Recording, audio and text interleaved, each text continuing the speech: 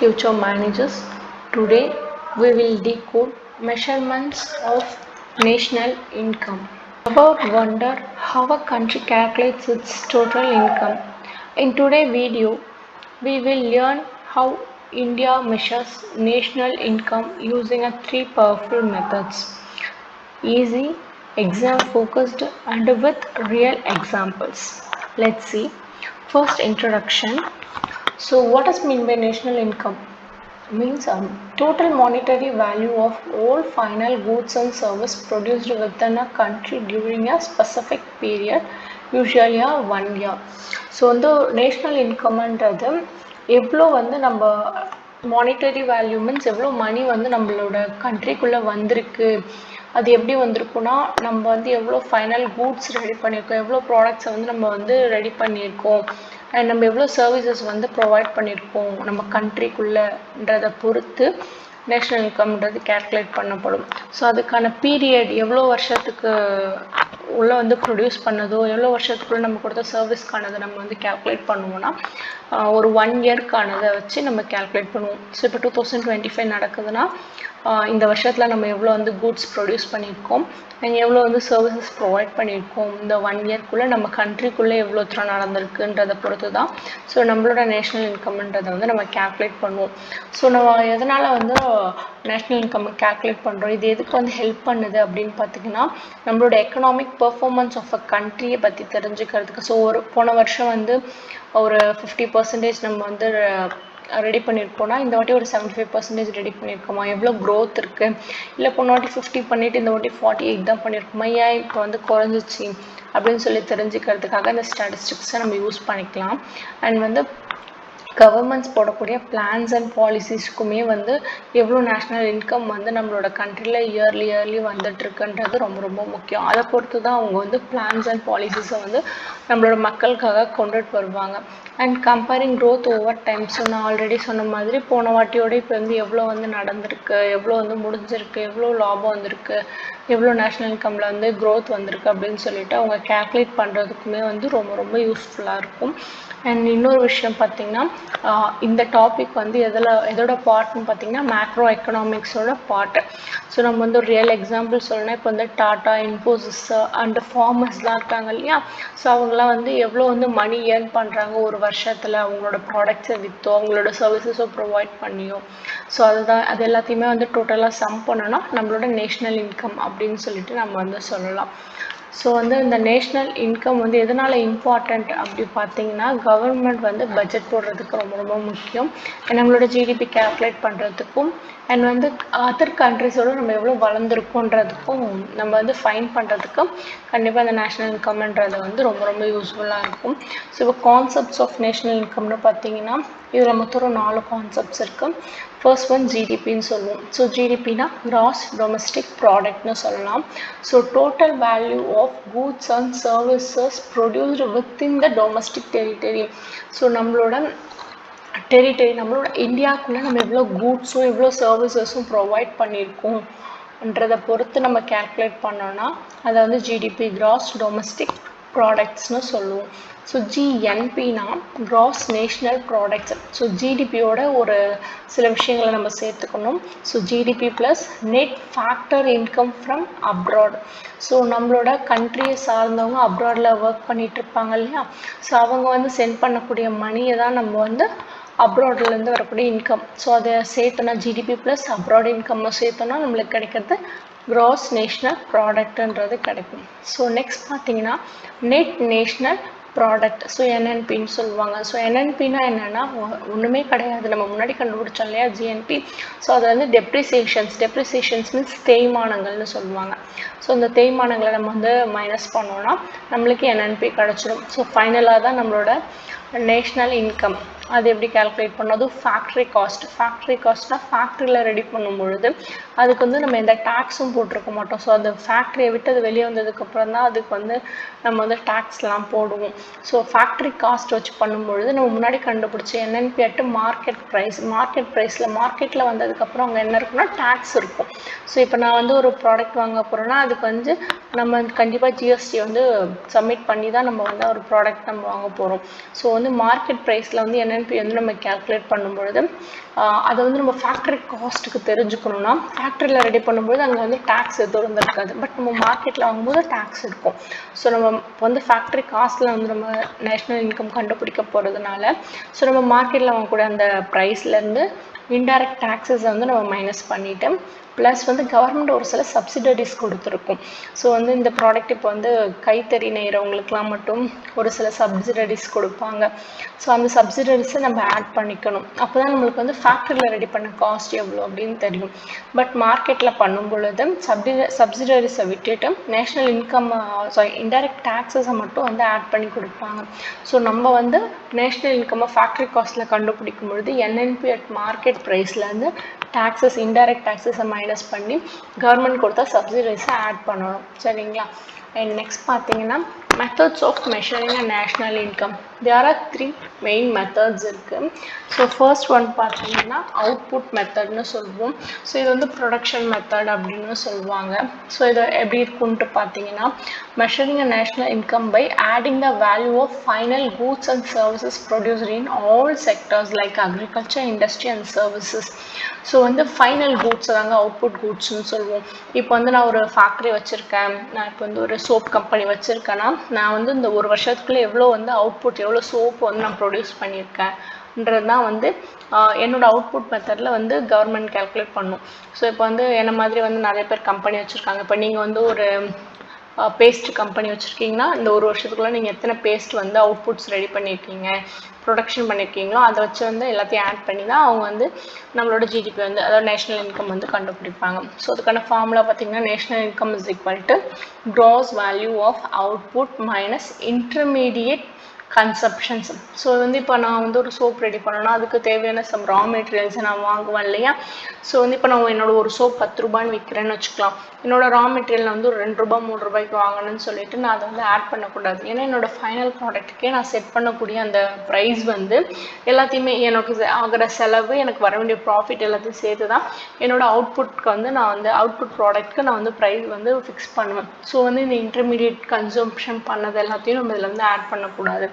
And example பார்த்தீங்கன்னா if a textile company producing a fabric worth வந்து 1 crore using a raw material worth வந்து 40 lakhs.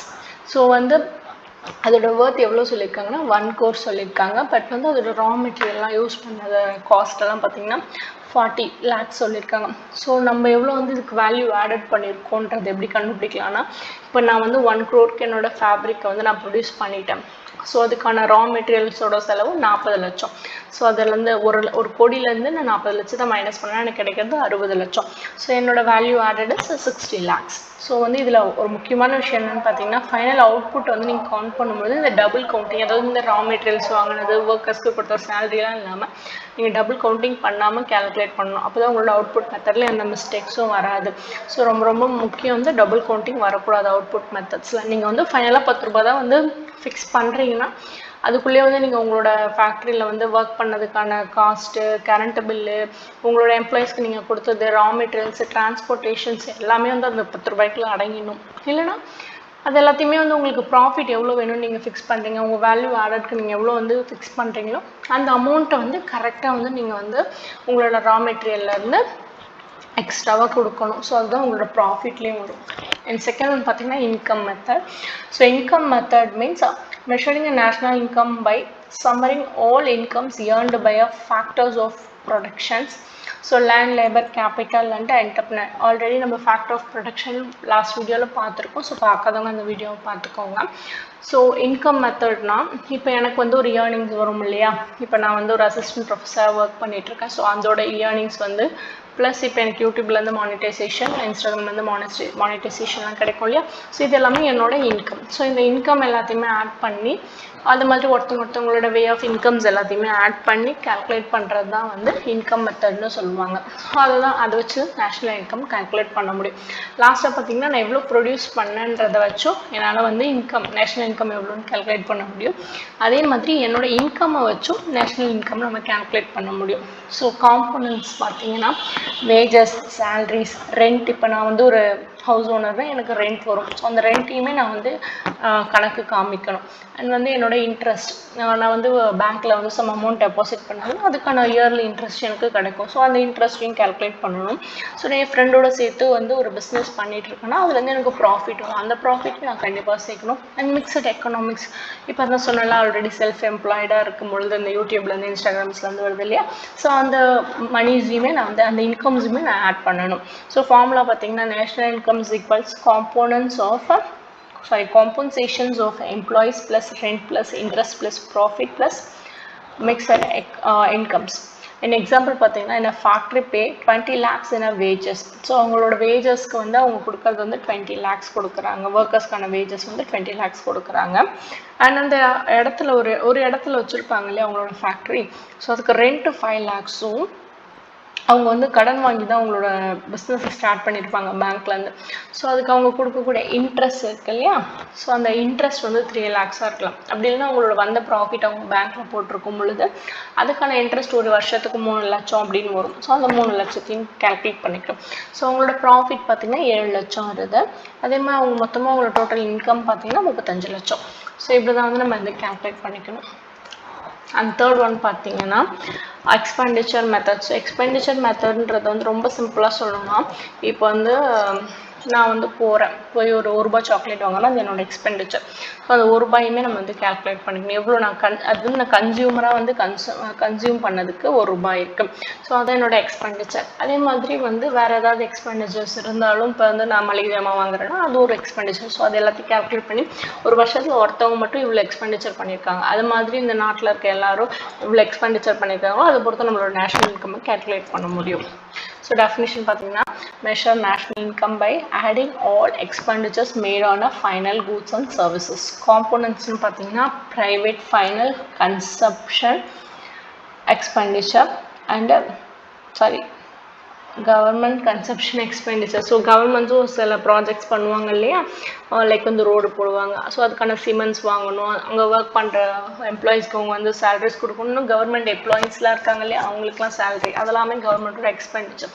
So ப்ரைவேட்டை பார்த்தா இப்போ நான் ஒரு பிஸ்னஸ் ரன் பண்ணுறேன், நான் என்னோட எம்ப்ளாயீஸ்க்கு சேலரி கொடுக்கணும்.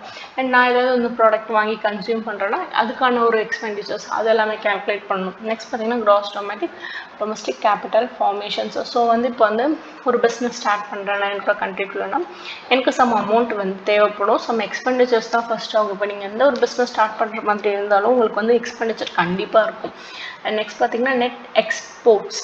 ஸோ வந்து இப்போ வந்து நான் ஏற்றுமதி பண்ணுறேன், என்னோடய ப்ராடக்ட்ஸ்லாம் வந்து டிமாண்டாக இருக்கும் ஃபாரின்ஸில். ஸோ அதை நான் எக்ஸ்போர்ட் பண்ணுறேன்னா அப்போ வந்து எனக்கு அது வந்து ஒரு இன்கம் மெத்தட்ஸில் வரும். ஸோ அந்த இன்கமில் நம்ம சேர்த்துக்கணும். பட் நான் இம்போர்ட் பண்ணுறேன், இங்கே வந்து இல்லாத ஒரு விஷயத்தை நான் இம்போர்ட் பண்ணுறேன்.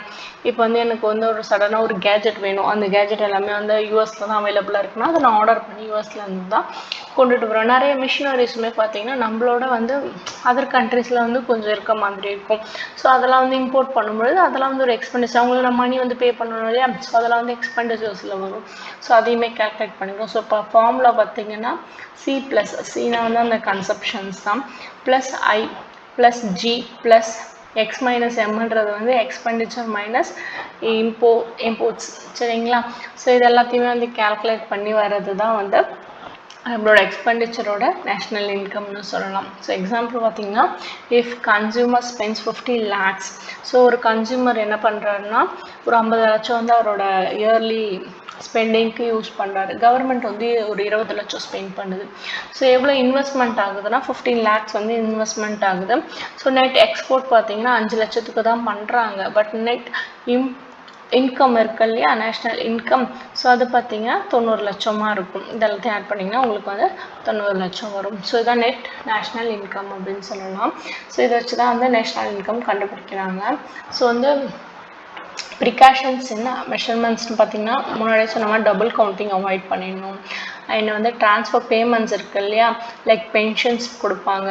அண்ட் வந்து டிசபிள் பர்சன்ஸ்க்கான ஒரு சில அமௌண்ட்ஸ் கொடுப்பாங்க. இப்போ இன்னும் ஒர்க்லாம் போகாமல் இருக்கக்கூடிய யங்ஸ்டர்ஸ்க்கு மந்த்லி 1000 அந்த மாதிரிலாம் கவர்மெண்ட் வந்து ஸ்பெண்ட் பண்ணுறாங்க இல்லையா.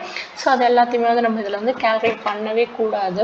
And include all final goods and services எல்லாம் வந்து இந்த லைக் வந்து இப்போ எப்படி சொல்லணும்னா வச்சுக்கோங்களேன், ஒரு கேக் நான் ரெடி பண்ணுறேன்னு வச்சுக்கோங்களேன், அந்த கேக் பேஸ்க்கு மட்டும் நான் வந்து இது ஒரு ஒரு அமௌண்ட்டு, நெக்ஸ்ட் அது மேலே க்ரீம் தடவி அது வந்து ஒரு கேக்கான டெக்கரேட் பண்ணி கொடுக்க ஒரு அமௌண்ட் அப்படிலாம் வந்து பண்ணக்கூடாது.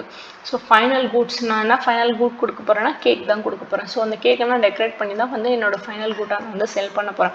ஸோ அந்த செல் பண்ணக்கூடிய கூட்ஸ்க்கோ சர்வீஸ்க்கோ மட்டும்தான் நம்ம வந்து ஆட் பண்ணுற மாதிரி இருக்கணும். அதை விட்டு நம்ம டபுள் கவுண்டிங்ஸ் பண்ணக்கூடாது. And excluded illegal and informal transaction unless estimated. Okay, அந்த பிளாக் மணிலாம் சொல்லுவாங்க இல்லையா, ஸோ அது மாதிரி வந்து கணக்கு காமிக்காமல் பணத்தை வந்து பதுக்கக்கூடாது. அது மாதிரி பதுக்கினாலும் நம்மளோட நேஷ்னல் இன்கம் எவ்வளோ வருது நம்மளுக்கு தெரியாமல் போயிடும்.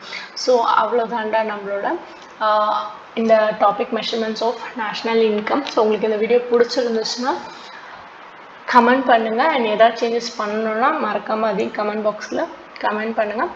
Thank you for listening.